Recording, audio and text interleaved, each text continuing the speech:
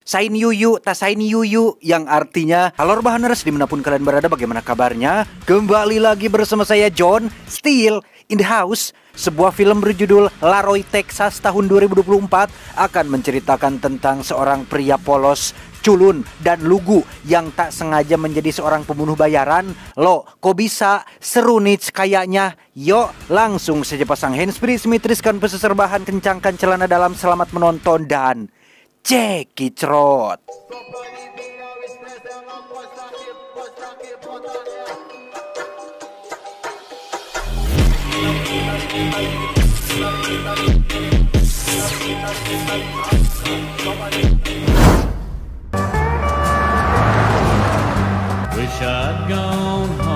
Cerita diawali dengan memperlihatkan seorang pria paruh baya bernama Harry yang sedang berkendara di jalanan sepi dan gelap gulita, di mana Harry tak sengaja melihat sebuah mobil mogok di pinggir jalan disusul dengan penampakan sosok pria tinggi besar menggarangkan yang kemungkinan adalah pemilik dari kendaraan mogok tersebut.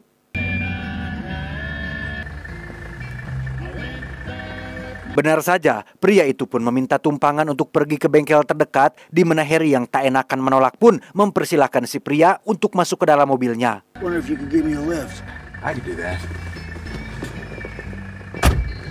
Dengan nada ketakutan, Harry pun mencoba basa-basi dengan mengatakan tentang nasib buruk si pria yang harus mengalami mogok di jalan yang sepi, dan tebak apa tanggapan pria itu? Is there a good place? No. Harry pun langsung terdiam saat menyadari jika orang yang sedang ditolongnya itu seperti sedang tidak ingin diajak ngawadul, sampai ketika si pria bertanya, "Kenapa kau terdiam? Apa kau takut aku adalah seorang maniak gila yang suka membunuh seorang orang acak?" Guess I didn't mean anything. Mendengar hal itu, sontak Harry menjadi semakin gugup antara tidak enak sudah menuduh orang sembarangan dan takut jika apa yang dikatakannya memang benar, sampai akhirnya You see your face right now. suasana langsung berubah drastis ketika Harry yang tadi gugup dan ketakutan tiba-tiba menjadi mampu berbicara lancar dan percaya diri. Harry berkata, "Bagaimana jika sebaliknya? Bagaimana jika aku adalah orang yang berbahaya yang sudah melubangi radiator mobilmu saat mengisi bensin di pom bensin sebelumnya supaya mobilmu mogok dan ikut menumpang satu mobil denganku? Bagaimana jika mantan istrimu sudah membayarku untuk membunuhmu gara-gara perebutan hak asuh anak?" You need to stop this car. Your face. Dan ya, Harry terlihat sedang menggali lubang di tempat sepi untuk mengubur pria tadi yang sudah mati ditembak, di mana Harry ini ternyata adalah seorang pembunuh bayaran yang kebetulan mendapat telepon untuk datang ke sebuah kota kecil bernama Laroy di Texas untuk melakukan pekerjaan lain.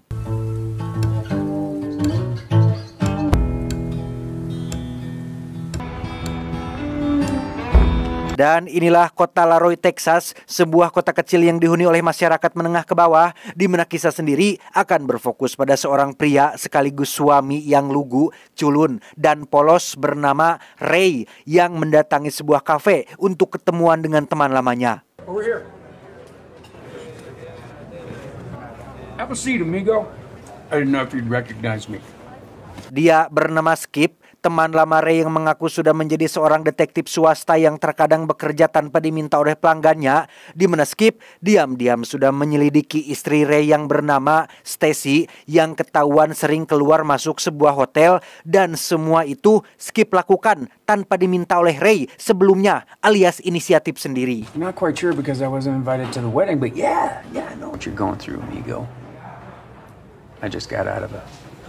Saat Ray bertanya, "Kenapa kau melakukan ini?" Skip pun menjawab bahwa dirinya hanya sedang gabut saja dan memiliki inisiatif sendiri untuk membantu teman lama membongkar aib istrinya yang sering selingkuh. Dan jika beruntung, Skip punya harapan besar agar dirinya bisa dibayar atas pekerjaannya itu. Namun Ray sama sekali tidak tertarik untuk mengetahui lebih dalam tentang perselingkuhan istrinya sendiri.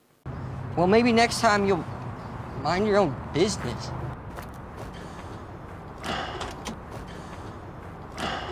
Dan inilah Stacy, seorang guru les vokal yang setiap hari mengajar anak-anak kecil di rumah mereka, yang meskipun Stacy tidak suka dengan profesinya sendiri, ia tetap melakoninya demi untuk mendapatkan uang tambahan agar bisa membeli skincare dan perawatan setiap bulannya.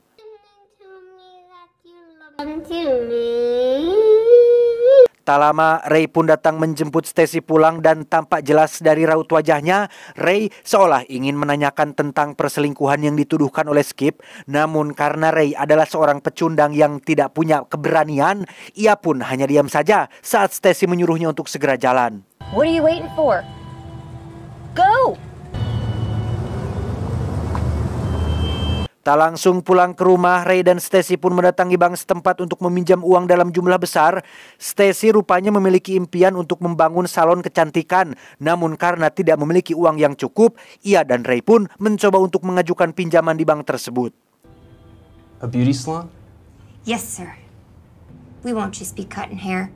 Karena tidak punya jaminan apa-apa, pengajuan Ray dan Stacy pun ditolak oleh bank, di mana mereka berdua memutuskan untuk mengunjungi rumah kakak kandung Ray untuk makan malam bersama di rumahnya. Jeez, how much you spend on this?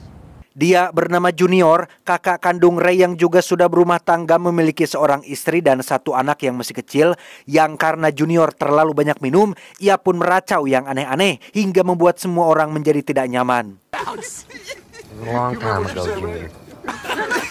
Keesokannya kita akan melihat Ray yang sedang berada di tempat kerja. Diketahui Ray adalah seorang pemilik toko perangkat keras yang ia kelola bersama dengan Junior kakaknya, meneruskan bisnis warisan dari kedua orang tuanya. Namun karena kepolosan dan keluguannya, Ray seringkali diwaduli atau dikibuli oleh Junior kakaknya sendiri terkait laporan keuangan yang tidak transparan alias tidak terbuka, dan uang yang Ray terima dari bisnis ini nyaris sama dengan gaji yang diterima oleh karyawannya sendiri. We're partners, remember? Much bigger than mine. How come you can afford a boat? I told you, I got a deal. Pulang ke rumah, Ray membawakan pizza kesukaan Stacy dengan maksud untuk makan malam bersama. Namun Stacy tampak sudah berdandan cantik berniat untuk keluar, katanya ngumpul bareng teman-temannya, katanya ya. Yang sekali lagi, karena Ray adalah seorang pria culun yang tak punya nyali dan harga diri, ia pun tidak berani untuk melarang istrinya pergi. Eat your pizza. Ray yang stres sendiri kelakuan sendiri pun akhirnya pergi ke toko senjata api untuk membeli sepucuk pistol. Lantas ia pun pergi ke hotel tempat Stacy istrinya biasa balak kecrot dan nyaris melakukan bundir, andai saja tidak ada seseorang yang tiba-tiba masuk ke dalam mobilnya. How do we do this, man? Pria asing ini bernama Tiller, seseorang yang sudah salah mengira jika Ray adalah pembunuh bayaran yang tempo hari sudah ia telepon, di mana Tiller langsung memberikan segepok uang berikut alamat rumah target yang harus dibunuh, dan Ray yang kebingungan pun hanya bisa pelangak-pelongo menerima pekerjaan yang sama sekali bukan keahliannya. It's gonna be done tomorrow.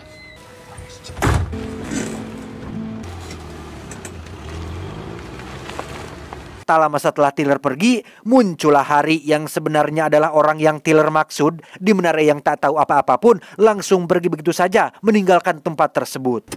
He didn't show. Keesokan paginya, Ray terlihat sudah berada di komplek rumah si target sesuai alamat yang terdapat pada secari kertas. Entah Ray beneran akan membunuhnya atau tidak, namun untuk sementara ini, Ray mencoba membuntuti kemanapun si target pergi. Ia sempat pergi ke kantor jaksa tempatnya bekerja karena memang si target ini adalah seorang pengacara. Dan Ray menunggu selama berjam-jam sampai si pengacara keluar dari sana. Sore menjelang malam, si pengacara pun pergi ke sebuah bar tempat ia biasa nongkrong dan minum susu jahe, di mana saat si target masuk ke toilet, Ray pun langsung menyusulnya dan... Entah si pengacara ini sadar atau tidak sedang dibuntuti, ia tiba-tiba menghilang ketika keluar melalui pintu depan dan tiba-tiba... Hey. Ya, disinilah Ray sekarang, satu mobil dengan si pengacara. Sadar jika dirinya terus dibuntuti, si pengacara pun mencoba menanyakan siapa orang yang sudah menyuruhmu, wahai anak muda. Hingga terjadilah sedikit ketegangan ketika si pengacara mencekik Ray sampai tak berdaya, sampai akhirnya... Why are you following me? Ray yang kecolongan telah membunuh si pengacara pun langsung pergi ke tempat sepi untuk membuang mayatnya di sana. Dan setelah itu, ia pun dengan polosnya pergi ke tempat pencucian mobil umum untuk membersihkan darah yang mengotori jok mobilnya. Tak tenang karena telah melakukan pembunuhan, Ray pun pergi ke rumah junior kakaknya untuk meminta pertolongan. Namun sesampainya ia di sana, hanya ada Susan, istrinya alias kakak ipar Ray, malah curhat terkait junior yang sering keluar larut malam, persis seperti Stacy istrinya yang juga sering melakukan hal yang serupa. And your wife are having an affair. No way. He's probably got his dick up her ass right now. Pada akhirnya terkuaklah jika Junior dan Stacy sudah lama berselingkuh dan sering bersilaturahmi bareng di hotel yang sama. Susan sudah tahu hal ini sejak lama dan sengaja melakukan pembiaran karena sudah capek melarang. Susan mengira jika Ray juga sudah tahu akan hal ini. I found this in his laundry. Di tempat lain di sebuah bar setempat, Harry terlihat kesal menunggu Tiller yang tak kunjung datang yang memang sudah terjadi kesalahpahaman yang nantinya akan berakibat fatal. Di mana Harry tak sengaja melihat seorang pelayan wanita yang diganggu oleh dua orang pelanggan dan menawarinya semacam bantuan untuk menghabisi kedua orang pelanggan tersebut. Hurt those men for you? Better get back to the kitchen. Di rumah si pengacara alias rumah si target yang saat ini sudah mati, Tiller terlihat sedang memeriksa berangkas untuk mengambil sejumlah uang yang ternyata sudah kosong, tidak tersisa apa-apa. Sehingga tepat keesokan paginya, Tiller pun langsung mendatangi Ray di tempat kerjanya karena mengira jika uang tersebut telah diambil olehnya. Where's the money? What money? The money from the safe. Pada intinya, Tiller mendesak Ray untuk mengembalikan uang yang sebenarnya tidak ada pada Ray. Namun Tiller tidak mau tahu, isuk pageto, uang itu harus segera dikembalikan. James Barlow. All right.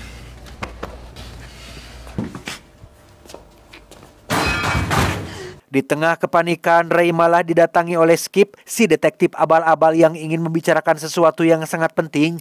Di mana Skip yang hobi membuntuti orang lain pun diam-diam sudah mengikuti Ray sejak kemarin sore, termasuk mengetahui apa saja yang Ray lakukan semalaman. Sehingga poin utama dari pembicaraan ini adalah Skip ingin ikut dilibatkan dalam kasus ini demi untuk meningkatkan kredibilitasnya sebagai seorang detektif handal abal-abal. No. He was attacking me, so that was... Judge make me an honorary member of the force. Now, I don't know.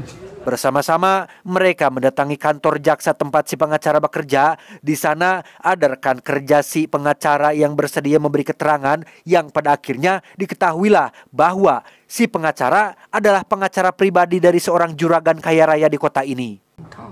I'm sorry, did you say you're from the police? No, sir. We're not really hearing any...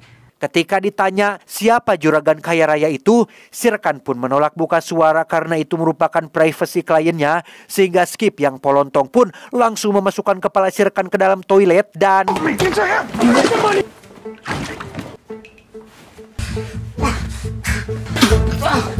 Setelah berkali-kali pingsan dan dilelepin ke dalam air berisi caduk, si rekan pun akhirnya mau buka mulut dan memberitahu siapa juragan yang dimaksud. Who was the client? It's the attorney-client privilege. Adam Ledoux. Dan inilah si juragan yang menjadi klien si pengacara. Awalnya beliau menolak untuk bekerja sama, tetapi setelah Skip dan Ray mengaku sebagai tim detektif yang akan membantu membereskan masalahnya, si juragan pun akhirnya mau menceritakan tentang kronologi yang sebenarnya bahwa beberapa waktu yang lalu ia telah berselingkuh dengan seorang wanita penghibur bernama Angie. Namun hubungan itu tidak berlangsung lama ketika si Angie ini minta putus dan mulai melakukan pemerasan yang karena si juragan tidak ingin perselingkuhannya diketahui oleh umum termasuk istrinya, ia pun menugaskan si pengacara untuk menyiapkan sejumlah uang sesuai yang diminta Angie. Namun belum sempat uang itu diberikan, si pengacara sudah keburu mati oleh si Ray ini.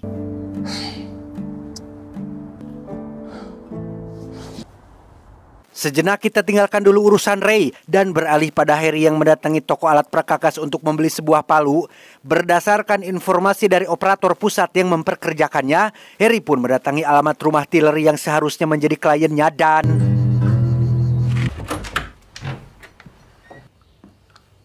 Who are you? Sid. Ya, Tiller cukup terkejut saat melihat bebenguk Harry yang sama sekali tidak ia kenal, di mana hal lain yang akan membuat Anda terkejut adalah bahwa Angie, mantan selingkuhan si juragan yang sudah memerasnya, tidak lain dan tidak bukan adalah pacarnya si Tiller ini. What the f*** were you thinking? Kedatangan Harry kemari adalah untuk mencari tahu kenapa Tiller tidak jadi menyewa jasanya, yang karena Harry mengancam akan menembak Angie dan menggetok jarinya sampai gepeng seperti opak sampe.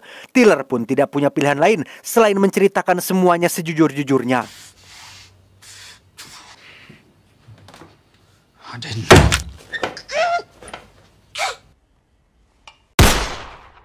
Tak lama setelah Harry pergi, muncullah Ray dan Skip yang datang untuk mengulik informasi terkait uang yang hilang dan mengira jika Angie lah pelaku yang sudah mencuri uang itu dari berangkas pengacara. Ray dan Skip pun terus melanjutkan interogasi yang pada akhirnya Angie pun jujur bahwa uang itu harusnya sudah ada di tangannya jika Tiller pacarnya bisa sedikit bersabar menunggu si pengacara menyerahkan uang tersebut.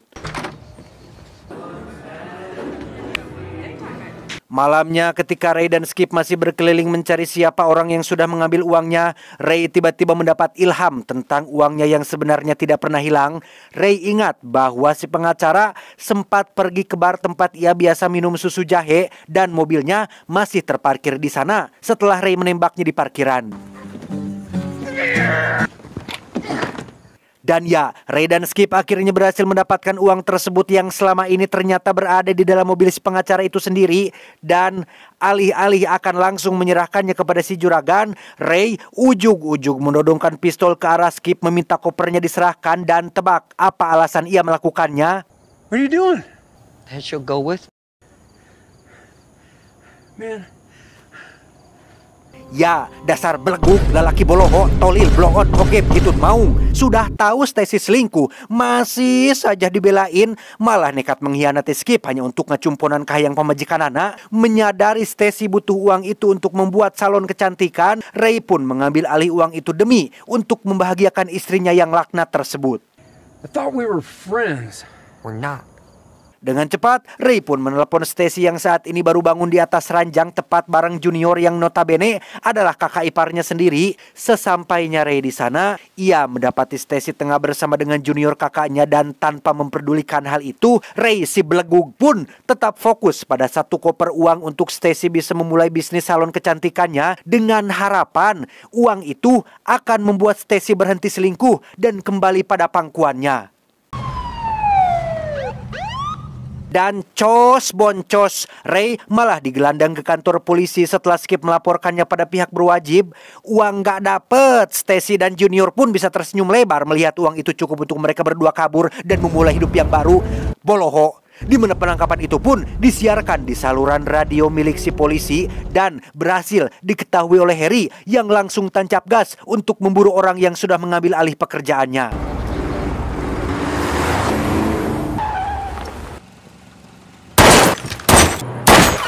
Dan ya, tanpa ragu, Harry menembak kedua polisi itu dan mulai mencari di mana Ray berada. Di mana Ray sendiri ternyata sudah keburu melarikan diri menuju rumah Junior kakaknya.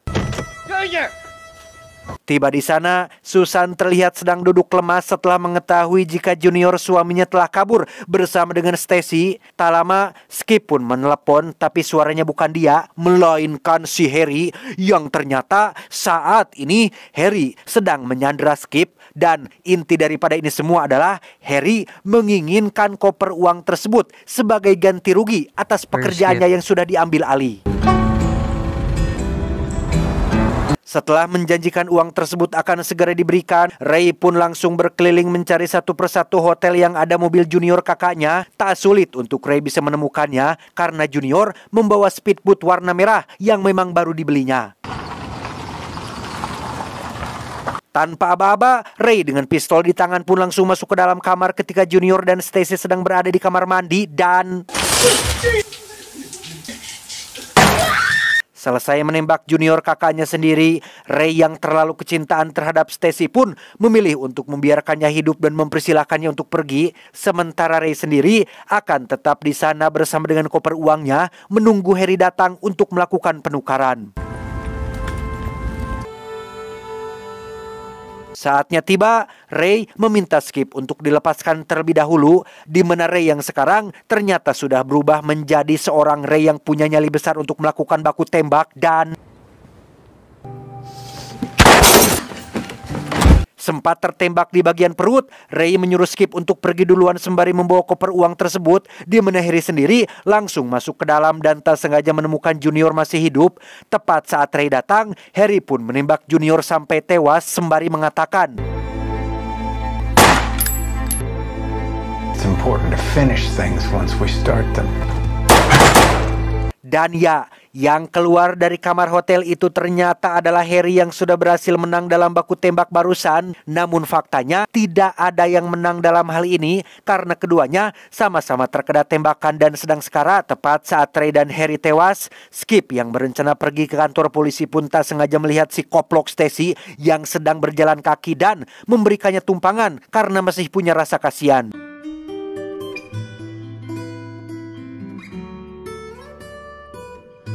Entah apa yang Skip dan Stacy lakukan selanjutnya, apakah mereka akhirnya jadian dan kabur bareng membawa uangnya? Entahlah, yang pasti Ray benar-benar belegug menjadi seorang laki-laki dan itu sangat menganjingkan. Tamat ending yang benar-benar membelegugkan. Pesan yang bisa kita ambil dari film ini adalah, jika dia meninggalkanmu untuk orang lain, ikhlaskanlah. Itu lebih baik daripada Anda memanjakannya dengan cinta, tapi hatinya untuk orang lain. Ingat, setia itu pedih hanya jika Anda memaksakan diri untuk setia kepada orang yang tidak setia. Saya John mewakili jajaran direksi yang bertugas mengucapkan terima kasih dan sampai jumpa di video selanjutnya. Adios, kentut hitam Abu Jahal. Cuau, cuau, cuau.